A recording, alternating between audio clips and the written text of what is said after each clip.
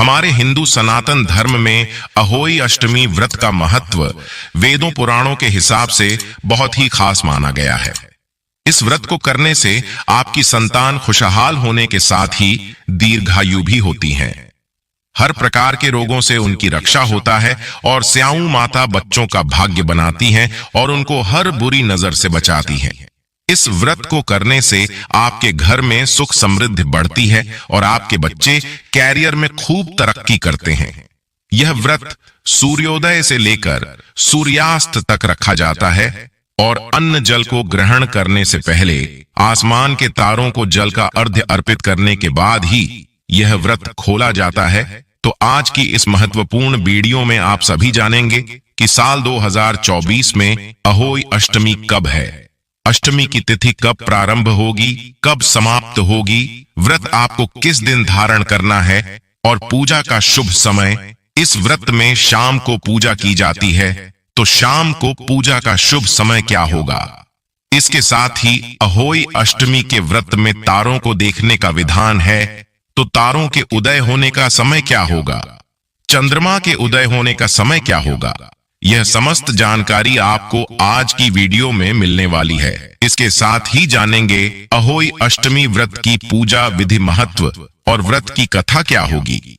लेकिन वीडियो को शुरू करने से पहले आप सभी से निवेदन है कि वीडियो को लाइक करके चैनल को सब्सक्राइब अवश्य कर दीजिए और पास वाले बेल आइकन का बटन दबाना ना भूलें और कमेंट सेक्शन में लिखें, हे स्याऊ माता मेरे बच्चों की रक्षा करें, उन पर आने वाले संकटों को दूर करें।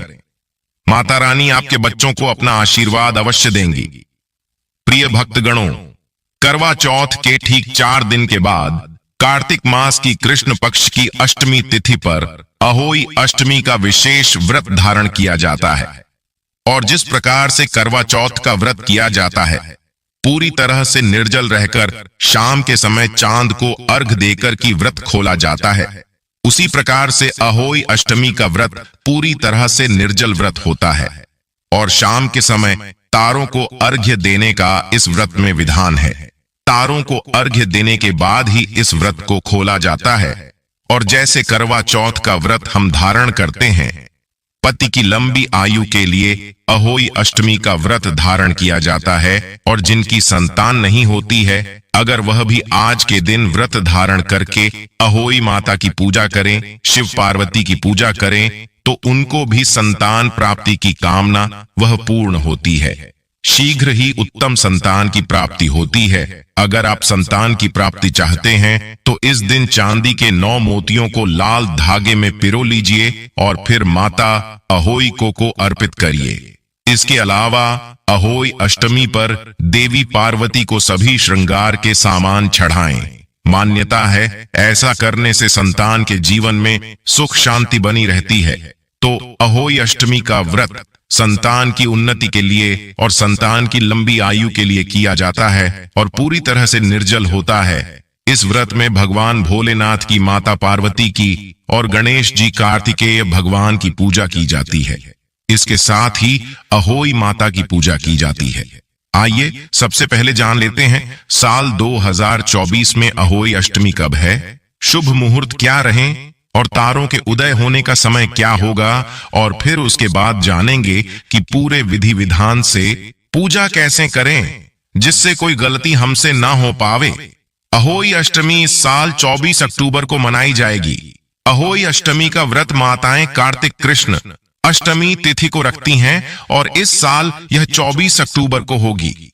तिथि 24 अक्टूबर को सुबह 1:18 पर शुरू होगी और 25 अक्टूबर को सुबह 1:58 पर खत्म होगी। उदया तिथि की मान्यता के अनुसार अहोई अष्टमी का व्रत 24 अक्टूबर को रखा जाएगा। पूजा मुहूर्त का शुभ मुहूर्त रहेगा 24 अक्टूबर साय 5:42 से साय 6:59 तक। अहोई अष्टमी पर तारों को देखकर अर्घ्य देने का समय शाम को 6:06 से है। इस दिन सूर्यास्त 5:42 पर होगा। चंद्र अर्घ्य 24 अक्टूबर रात्रि 11:55। इस साल की अहोई अष्टमी 5 शुभ संयोग बन रहे हैं। अहोई अष्टमी पर साध्य योग, पुष्य नक्षत्र, गुरु पुष्य योग, अमृत सिद्धि योग और सर्वार्थ सिद्धि योग बन रहे हैं। इन 5 शुभ संयोगों के कारण अहोई अष्टमी का दिन और भी अधिक शुभ फलदायी और महत्वपूर्ण है। आइए अब जानते हैं अहोई अष्टमी पूजा विधि। प्रिय भक्तगणों, इसमें शाम की पूजा का विशेष महत्व होता है, लेकिन प्रातः काल स्नान इत्यादि करके व्रत का संकल्प जरूर ले लीजिए। इसके लिए आप भगवान भोलेनाथ और माता पार्वती की पूजा करें। जो दिन की पूजा आप अपने घर में करते हैं, वह पूजा पूरी करते हैं तो उसी समय आप व्रत का संकल्प ले लीजिए। प्रातः कालीन की आज आप पर हुई अष्टमी का व्रत धारण कर रहे हैं। अपनी संतान की उन्नति के लिए, संतान की दीर्घायु के लिए या फिर संतान की प्राप्ति के लिए जो भी आपकी कामना के अनुरूप हमें सुबह संकल्प ले लेना चाहिए। उसके बाद ही व्रत शुरू करना चाहिए, तभी उस व्रत का हमें संपूर्ण लाभ प्राप्त होता है। शाम के समय इसमें पूजा का विधान होता है, तो शाम के समय दोस्तों दीवार पर तस्वीर बनाई जाती है, वे चित्र बनाया जाता है अहोई माता का। और अगर आप नहीं बना पाते हैं तो आप पर बाजार से भी कैलेंडर ले सकते हैं। फोटो मिल जाती है जिसमें कि अहोई माता की और उनके बच्चों की फोटो मिल जाती है, तो आप ऐसा कैलेंडर भी लगा सकते हैं। और अगर आप बना पाते हैं तो अपने घर की दीवार पर आप चित्र बनाकर उनकी पूजा कर सकते हैं। इसके लिए पहले अपने घर में जहां पर आपको पूजा करनी है उस जगह को साफ कर लीजिए। वहीं पर एक पाटा बिछाकर उस पर कपड़ा बिछा दीजिए, लाल या पीला। फिर आप पर अहोई माता की फोटो आप वहां रख सकते हैं। इसके साथ ही शिव पार्वती की परिवार सहित पूजा करने का विधान है इस व्रत में। जैसे कि माता पार्वती, भोलेनाथ और उनके दोनों बच्चे कार्तिकेय और गणेश जी हों, ऐसी तस्वीर आपके पास हो तो स्थापित करके पूजा कीजिए। और शाम के समय जो आप पूजा करते हैं तो धूप, दीप इत्यादि प्रज्वलित करके उसके बाद विधि विधान से पूजा की जाती है।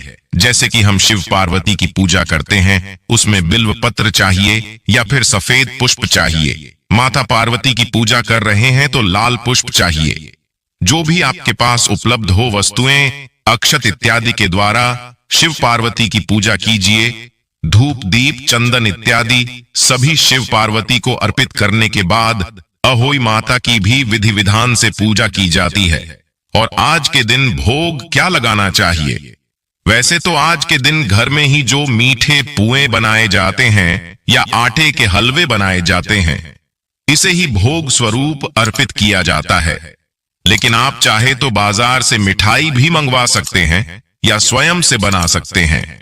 मिठाई का भोग लगा सकते हैं, खीर बनाकर भी भोग लगा सकते हैं। जो भी आप तो बाहर से मंगवा कर दी या फिर घर में बनाकर भी मिठाई का भोग लगा सकते हैं। फलों का भोग लगा सकते हैं। जो भी फल अभी सीजनल फ्रूट्स, ऋतु फल भगवान को अर्पित करें। अहोई माता और शेर के बच्चों की भी और शेर की भी फोटो बनाई जाती है। आज सभी की विधि विधान से आज पूजा की जाती है। ऐसा माना जाता है कि इनकी पूजा करने से संतान प्राप्ति में आ रही बाधाएं दूर हो और संतान की उन्नति में आ रही बाधाएं भी दूर होती हैं। तो संतान की उन्नति के लिए, दीर्घायु के लिए इस वक्त विशेष रूप से सायंकाल में माता अहोई की पूजा की जाती है और माता पार्वती की विधि विधान से पूजा की जाती है। कलश की स्थापना जरूर करना चाहिए।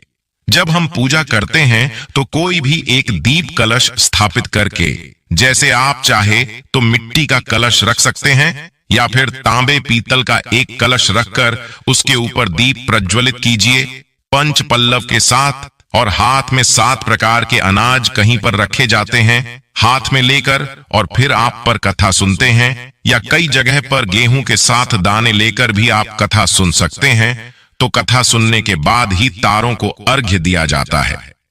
तारों को अर्घ्य देने के बाद जो भी आपके बड़े बुजुर्ग हो उन सब के चरण स्पर्श करके आशीर्वाद लेना चाहिए, जिससे कि संतान के जीवन में आ रही जो की बाधाएं हैं वह दूर हो। इसी प्रकार से हमें अहोई माता की पूजा करनी चाहिए। अहोई अष्टमी के दिन कई जगह इस व्रत का नाम अहोई आठे भी होता है। तो जब आप अहोई अष्टमी का व्रत करते हैं, पूरी श्रद्धा भाव से मान अहोई अष्टमी की श्रद्धा पूर्वक पूजा करें। इसके साथ ही शिव पार्वती की पूरे परिवार की फोटो की पूजा की जाती है या फिर मूर्ति जो भी आपके पास हो स्थापित करके विधि विधान से पूजा करें। मंत्र जप करना चाहते हैं तो ओम नमः शिवाय का मंत्र जप करते हुए पूजा कर सकते हैं। इसके साथ ही जब पूजा पूर्ण हो जाती है तो कपूर के साथ आरती भी जरूर करनी चाहिए। प्रिय भक्तगणों, आइए अब श्रवण करते हैं अहोई अष्टमी की व्रत कथा। प्राचीन काल में एक साहूकार था जिसके 7 बेटे और 7 बहुएं थी। इस साहूकार की एक बेटी भी थी जो दीपावली में ससुराल से मायके आई थी। दीपावली पर घर को लीपने के लिए 7 बहुएं मिट्टी लाने जंगल में गई तो ननद भी उनके साथ चली गई। साहूकार की बेटी जहां मिट्टी काट रही थी उस स्थान पर स्याहू साही अपने 7 बेटों से साथ रहती थी।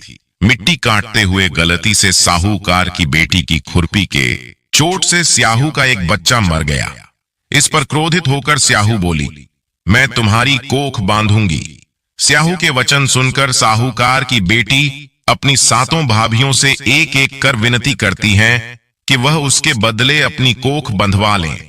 सबसे छोटी भाभी ननद के बदले अपनी कोख बंधवाने के लिए तैयार हो जाती है। इसके बाद छोटी भाभी के जो भी बच्चे होते वे 7 दिन बाद मर जाते। 7 पुत्रों की इस प्रकार मृत्यु होने के बाद उसने पंडित को बुलवाकर इसका कारण पूछा। पंडित ने सुरही गाय की सेवा करने की सलाह दी। सुरही सेवा से प्रसन्न होती है और उसे स्याहू के पास ले जाती है। रास्ते में थक जाने पर दोनों आराम करने लगते हैं। अचानक साहूकार की छोटी बहू की नजर एक ओर जाती है। वह देखती है कि एक सांप गरुड़ पंखनी के बच्चे को डसने जा रहा है और वह सांप को मार देती है। इतने में गरुड़ पंखनी वहां आ जाती है और खून बिखरा हुआ देखकर उसे लगता है कि छोटी बहू ने उसके बच्चे को मार दिया है। इस पर वह छोटी बहू को चोंच मारना शुरू कर देती है। छोटी बहू इस पर कहती है कि उसने तो उसके बच्चे की जान बचाई है। गरुड़ पंखनी इस पर खुश होती है और सुरही सहित उन्हें स्याहू के पास पहुंचा देती है। वहां स्याहू छोटी बहू की सेवा से प्रसन्न होकर उसे 7 पुत्र और 7 बहू होने का आशीर्वाद देती है। स्याहू के आशीर्वाद से छोटी बहू का घर पुत्र और पुत्र वधुओं से हरा भरा हो जाता है। बोलिए अहोई माता की जय, माता पार्वती की जय। ओम नमः शिवाय।